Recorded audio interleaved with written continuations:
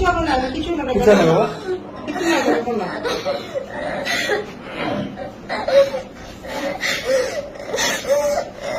তো অসুস্থ হয়ে যাবে।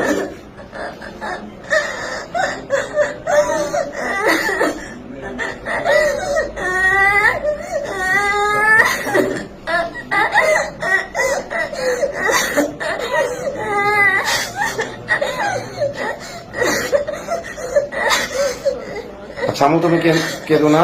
তুমি একেবারে ছোট মানুষ।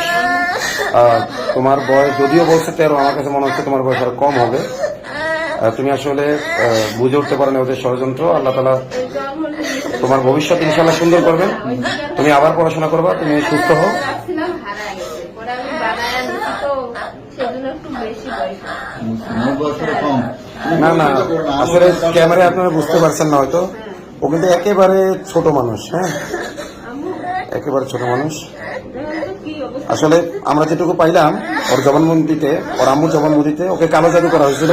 চকলেট, মিষ্টি জাতীয় জিনিস, চকলেট ইত্যাদির মাধ্যমে কালো জাদু করে ওকে এটা করা হয়েছে।